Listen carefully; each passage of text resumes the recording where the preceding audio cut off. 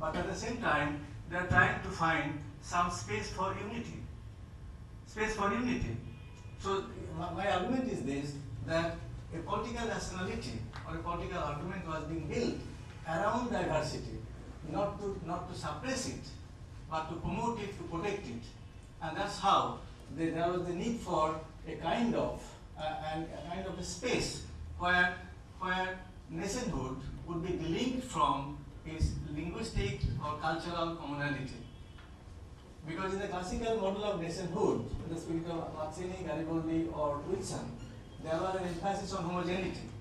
One culture, one nation, one state, such and such thing. But from the late 19th century onwards, with the Swiss examples in mind, we found out that gradually nationhood space became delinked from its diversity, delinked from its linguistic homogeneity. That is to say, that you could become a nation, if you could become a nation despite your diversity. Because diversity actually could be built on, it could be banked upon, but it is not a problem. How you could become a nation? I mean, I have in mind here, of course, the famous expression of Benedict Anderson, nation as a political community. But in the case of India, it was something more than that. Indians have been able to actually show a different kind of model where ethnic and the civic, sometimes ethnic becomes powerful, sometimes civic becomes powerful. The combination has been actually working in India in different kind of settings and with different degrees of success.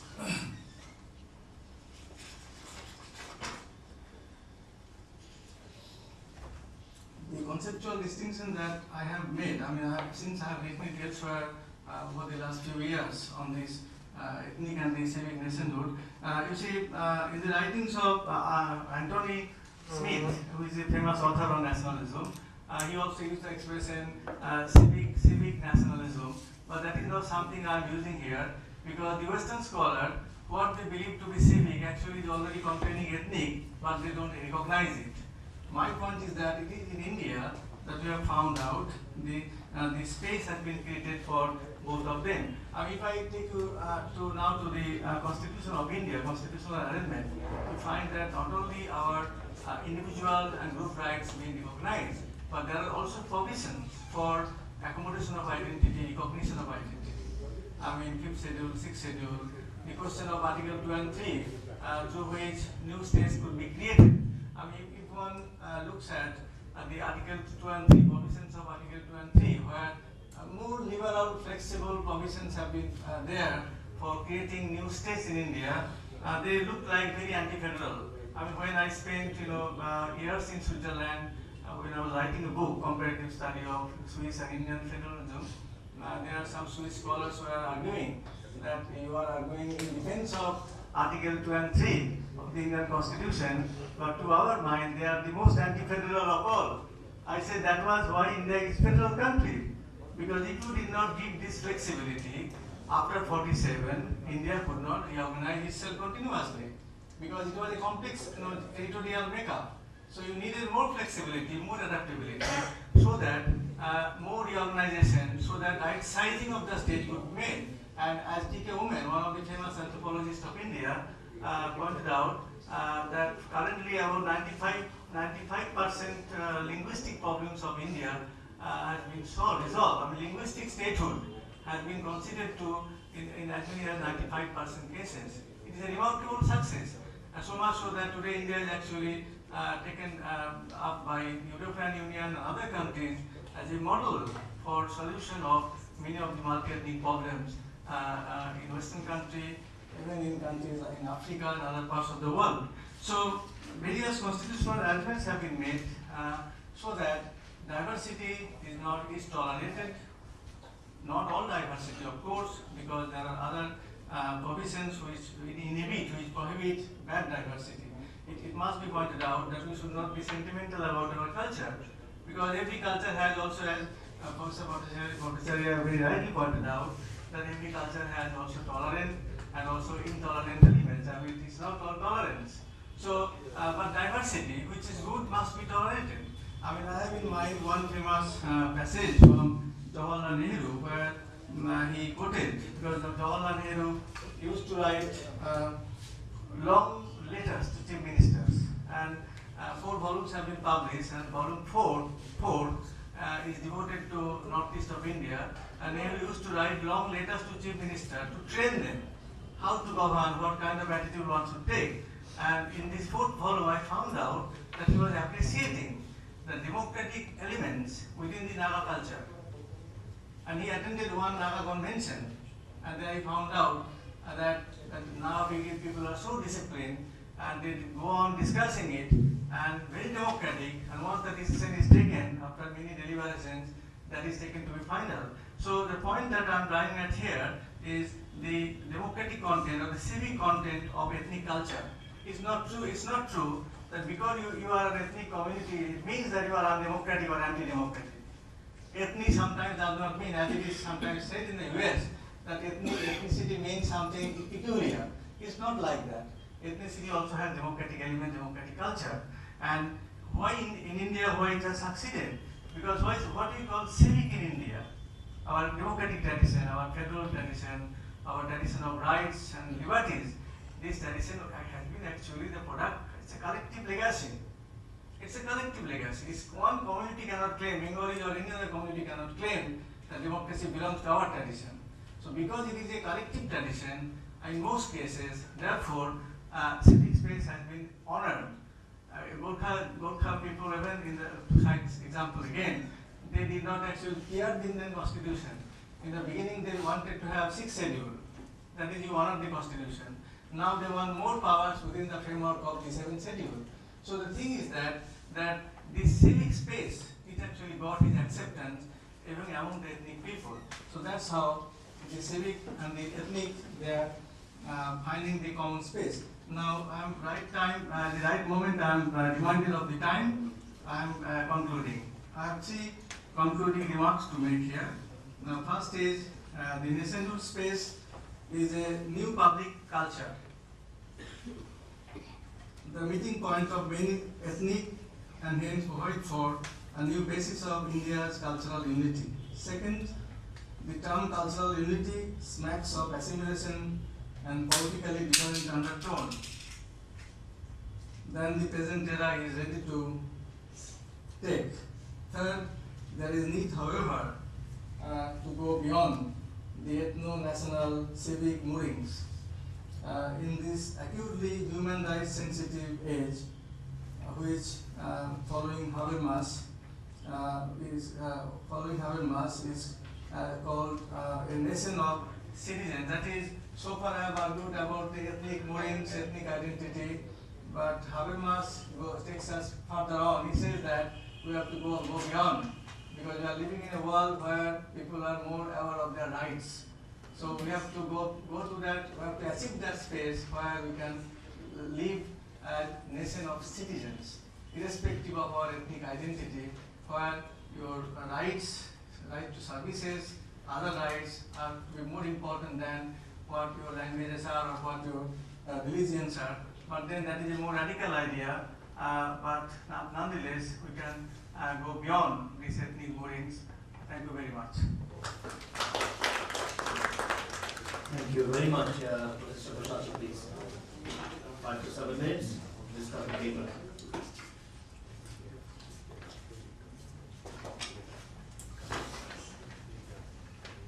I will not try to summarize the paper, quite unnecessary after 2 minutes of this very clear presentation. I would like to make 1 or 2 points or rather raise questions. One is that in the second proposition you put forward at the end, what cultural unity amounting to assimilation, is to my mind quite mistaken. A point that has been made many times in course of our discussions, in the beginning perhaps by Ejaz Ahmed, was that actually right from the beginning of 20th century, to look at the ideas of people like Tagore and others, there was an insistence that this unity that we are trying to aim at is not assimilative, that we are not aiming at homogeneity, we are not aiming at uniformity. Tagore called it a mechanical notion of And hence there was a very important role ascribed to a concept that we not mention at all, which is syncretism, or the composite culture. However, implicitly you did conceive syncretism when you talked about multiplicity of cultures. You did talk about that. But you see a certain danger in it. Either it is an obvious statement that diversity doesn't help unity. Of course it doesn't. But if you take it in a different sense, if you're talking of diversity with this proviso that you must be willing to settle for a composite culture, would that stand in the way of the kind of civic unity you're thinking of? That's my first question. It's important because you see, if you look at one time, I looked at the Constituent Assembly debates. As you probably know, we have now an excellent search engine. And you get all kinds of really interesting things out of Constituent Assembly because no one ever read those reams of papers. Now, with a search engine you can. And I saw there was a very interesting discussion about composite culture. And I believe Professor Bhatt said that this is something that needs to be looked at in terms of your own scheme of things. The second question that I have, sir, is that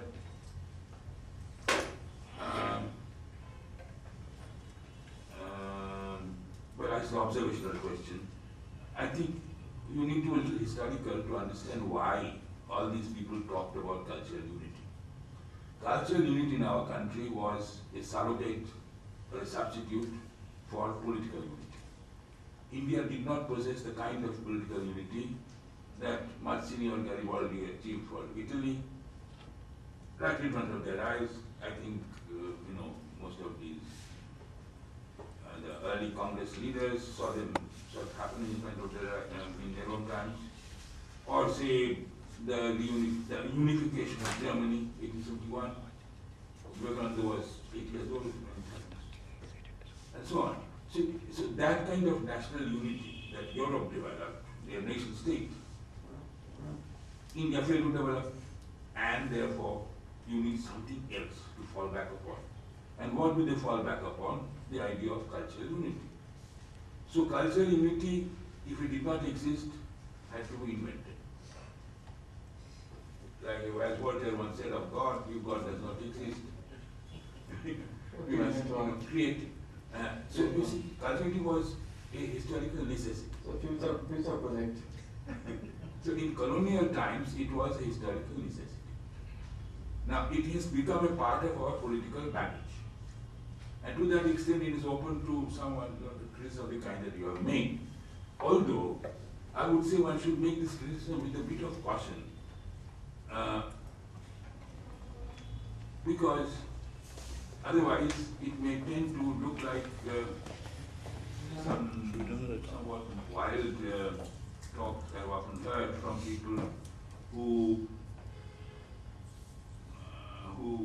actually promote any ethnic separatist movement in the name of human rights, etc. I know such people, Noraka, for instance, will be able to absolutely right. So you see, this kind of thing does happen. So, but nevertheless, I do agree with you that what was a necessity in colonial time before the formation of a nation state is no longer that necessary. And now the third question that I find very, very interesting when you talk about the civic and the ethnic, there I have a little small question to ask of you. And this is whether in fact ethnicity is often a creation of the civic. You see, the ethnicity is not something that, stands by itself and is negotiating with the civic in life. Civic recognition, a space in the specific world also creates it. That mutuality perhaps needs to be looked at a little more carefully before we really opt for a civic ethnic binary kind of thing. Thank you. Okay. Sorry, I So- spoke without the microphone, but I No thought. problem, yeah. The floor is open for comments, questions. Who wants to go first? Professor Radhaman Chakraborty is an expert. Oh, he's going to speak. He's going to speak next, so, yeah. Uh,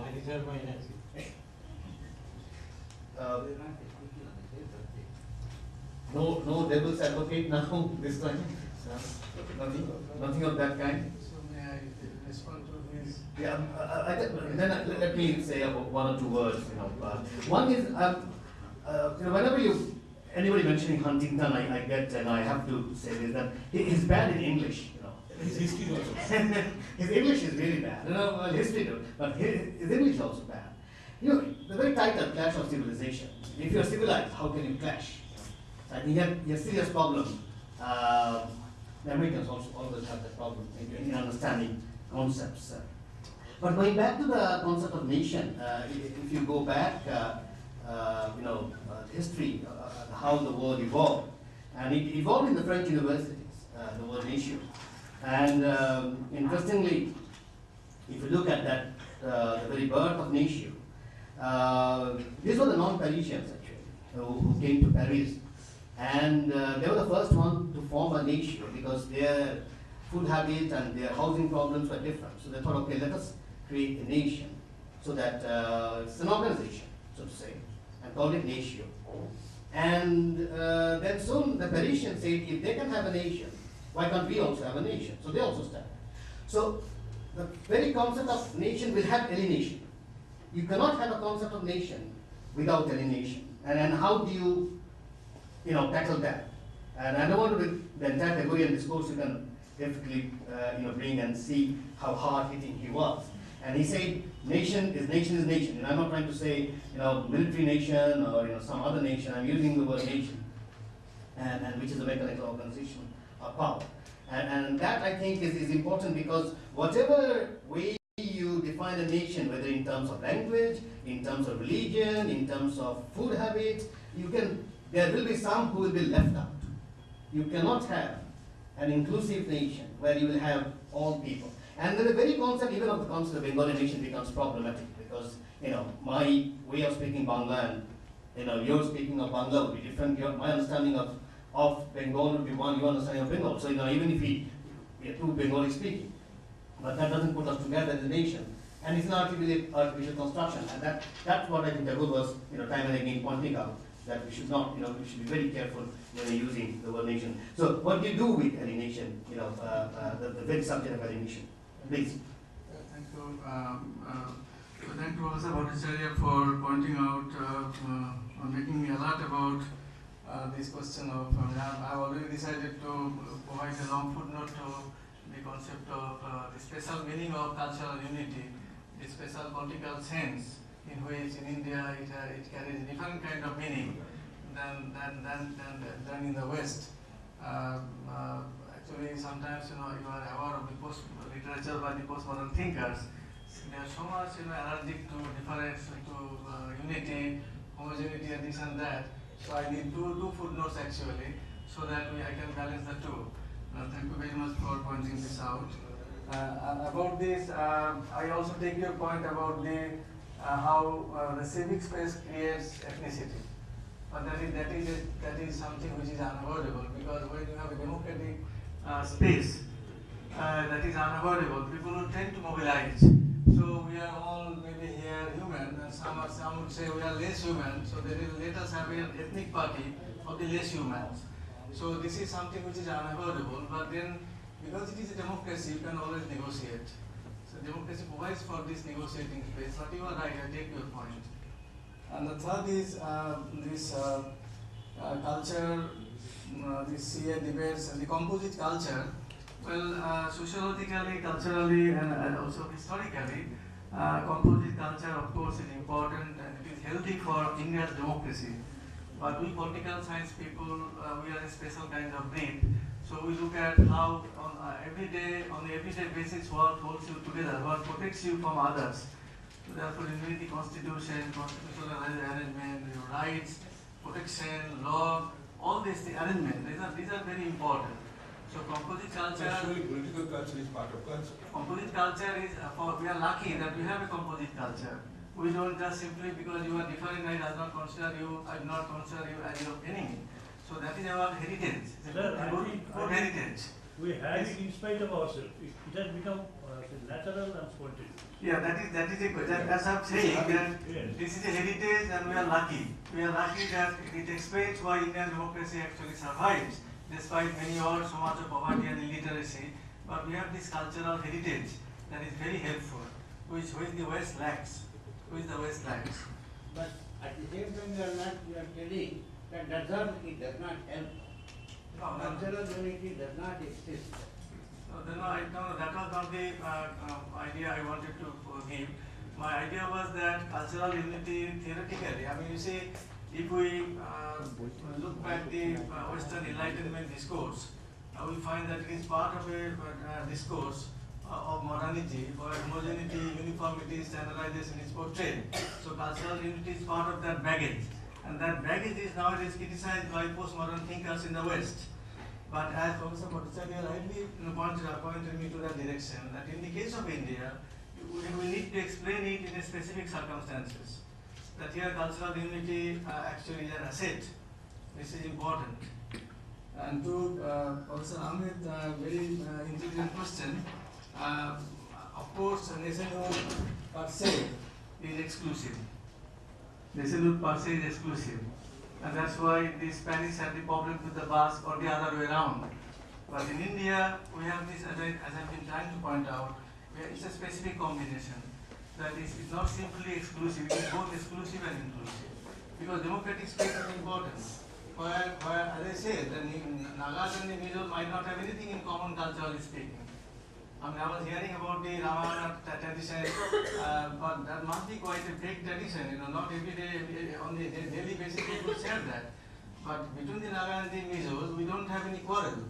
They are also citizens of India, we are also citizens of India. They also hold elections, take part, and also try to secure goods which are both secular and ethnic.